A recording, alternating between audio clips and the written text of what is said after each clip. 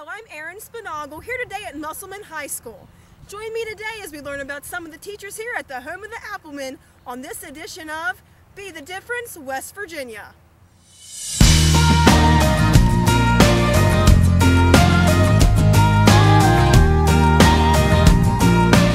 We're here with Brandy Hockensmith.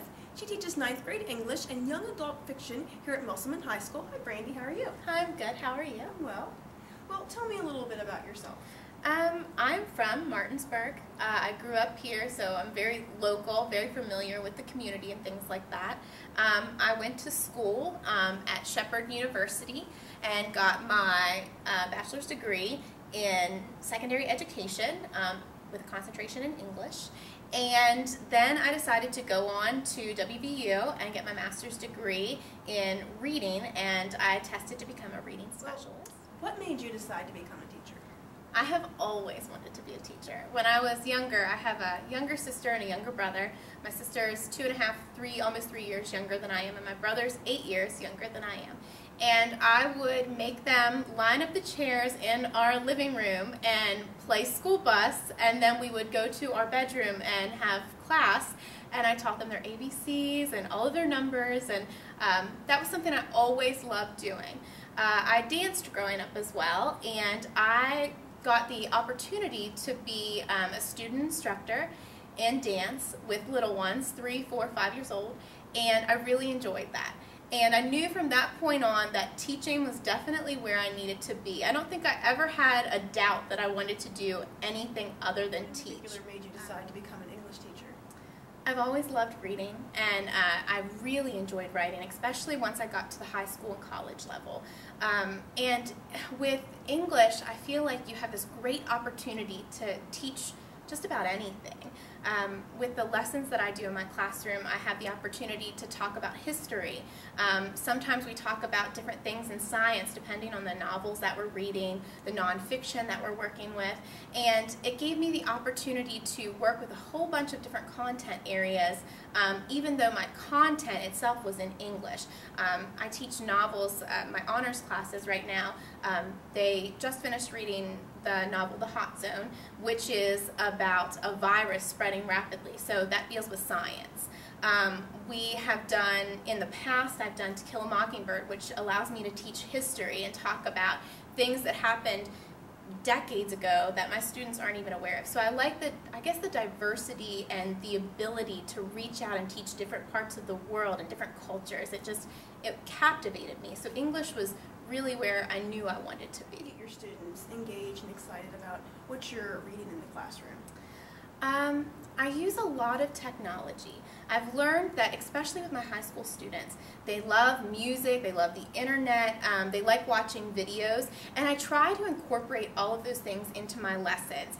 We don't just read and write. Sometimes I'll use videos that I've created, podcasts or things that I found on YouTube that is relevant to the content area. Sometimes it's just teaching a simple literary term, but it allows them to view it and then discuss it, and then we can also have group discussions and practice using those literary terms or whatever the content or topic may be that we're discussing. What's a unit or a book that you read with your students that you really enjoy sharing with them and they are really receptive to in your classroom? One of my favorite units I typically do at the end of the year, and we read My Sister's Keeper by Judy Colt, and it is about a family who is struggling with a daughter who's a teenager, and she has leukemia and she's dying. It brings up a lot of very controversial topics. They talk about designer babies, where babies are designed to help someone else, where their bone marrow, their blood type, and all that stuff is already predetermined. It takes a very ethical approach, and it really brings out the debate that my students have in them. Some of them are very shy in the beginning of their year. They're freshmen. They're a little bit intimidated by the world around them, and I wait to do this at the end of the year where they've all sort of gotten to know each other. They have relationships, and we do a lot of group work in my classroom. So they get to know each other, and I intentionally move them around and make sure they're working with everyone in the classroom. So by the time that we get to the end of the year, to this point in the year, they have built a relationship, a culture in my classroom that they feel comfortable talking about things that maybe on a regular basis they wouldn't feel comfortable talking about. And when we get to this novel, it almost forces them to talk about their family structure. It forces them to talk about things that maybe aren't so easy for them in their other classes. What other activities are you involved in here at Musselman High School outside of the traditional school day? Presently working on developing a dance team here. We are, I believe, the only high school in our county that doesn't have a dance team that performs at pep rallies and functions, home games, and things like that. And as I said before, I danced growing up, and I've also been a dance teacher at several different studios, and it's something that I love to do. It's a hobby, and I've had a lot of students come to me and say, we're the only school that doesn't have this opportunity. So I'm working with another teacher to put together a dance team for next year. I also try to, outside of the school day, come to different events just to show my students that, you know, I support them in what they're doing, whether it's playing baseball or being part of the student council. I try to come to events to show them my support and to show them that I really care about what they do outside of the classroom. What's a misconception about the teaching profession that you wish you could clear for the public? I think people don't understand how much work is involved in being a teacher. It's not just your typical work day, 7 to 3 or 8 to 4. There's a lot of planning involved in being a teacher, especially when you want your students to be involved and engaged in the classroom. I spend a lot of time at home planning, preparing different activities and group activities, independent activities, putting together units and lessons that, you know, sometimes they work great and other times they don't, and then that's a learning experience for what I'm going to do differently the next time or the next year.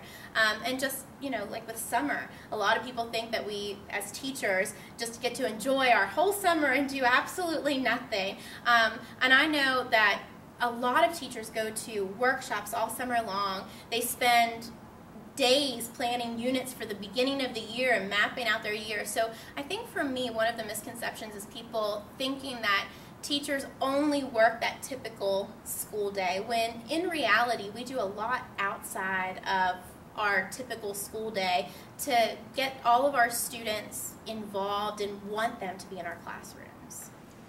We're here with Mike Stiles. He's the theater teacher here at Musselman High School. Hi, how are you doing, Mike? Doing good. How about yourself? Well. Good. Well, tell me a little bit about yourself. Well, I just finished up my 20th year of teaching here at Musselman High School, and I've taught theater all 20 years. Originally, I am from Tyler County. That's where I was born. Tyler County, West Virginia, Sistersville. And then at a very young age, we moved to Tucker County, up near Parsons, and lived there for the rest of my life. That is pretty much home for me. And after that, I went to Fairmont State, got my music education degree, and then my theater degree, and then I ended up here at Musselman High School. What made you decide to become a teacher? My sophomore year of high school, when my band director asked me, Mike, what do you want to be when you grow up? And I was like, I'll be a band director. And that's, you know, that's what I wanted to be at that point. I was having so much fun in band, learning so much in band, and experiencing so much in band that it just seemed like a natural thing to do.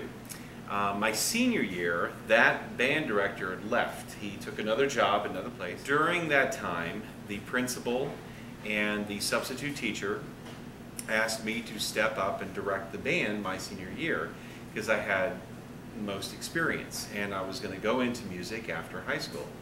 So I was actually directing other students my senior year, and we were very successful. We put on a concert, got a rating of a 2 at our adjudications, and was very successful. About teaching theater to high school students?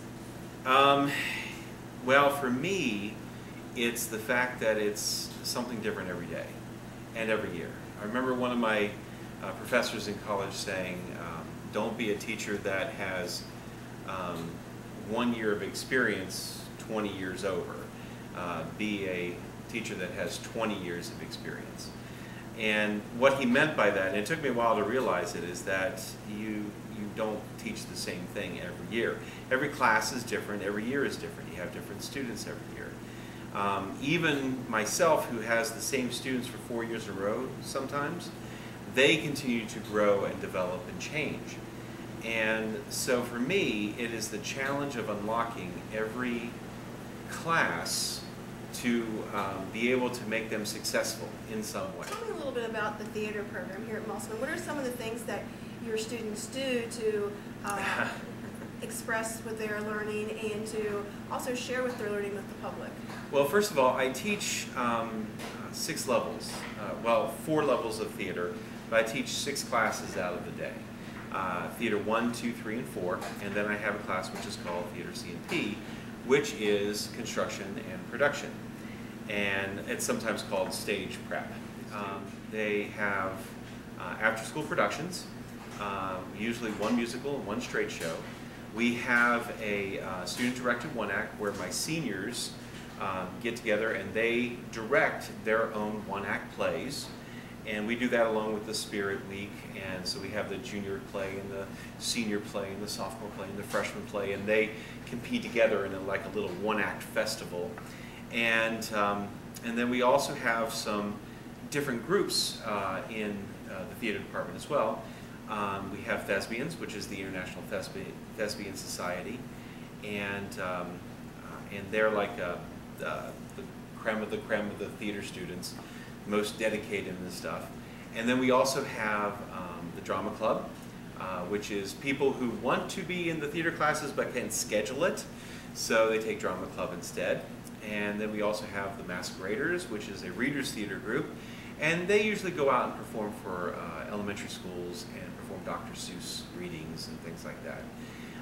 And then we also have the stage combat team, which performs stage combat scenes and sometimes plays, and then an improv group that does improvisation. So, and all this is headed up not by just me, but also by other faculty members and also a booster group, which has been phenomenal in helping us pay for things and make things happen. On standardized testing.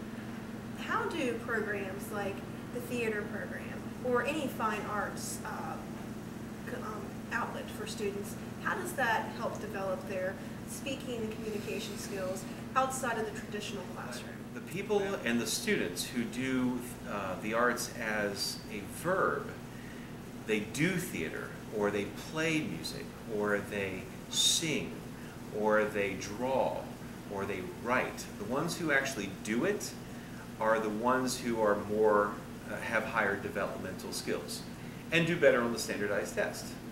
So when we talk about Common Core, the arts are a Common Core. However, because of all of our emphasis on standardized testing, it's actually taken students away from the arts. It's kind of funny that all the data teams that we just did here in Berkeley County, we did a little experiment. We showed through our data teams that kids who do the arts actually do better on standardized tests, and that's what our data team found. One thing that you wish the public understood about the teaching profession? That it is a profession. It's not a job. It's not like a day-to-day job. We don't, hit the clock when we come in and when we leave. Doctor is a profession. Being an engineer is a profession. Being a teacher is a profession. And I've seen lots of people who have tried to be a teacher who were very professional, smart in what they were doing, but could not manage a classroom of kids and bring them where they needed to be. Teachers are professional, and we should be compensated for that and respected for that. That's all for this edition of Be the Difference West Virginia. Join me next time as we learn more about the teachers here in beautiful Berkeley County. Until then, I'm Erin Spinagle, reminding you to be different, but more importantly, be the difference. I'll see you soon.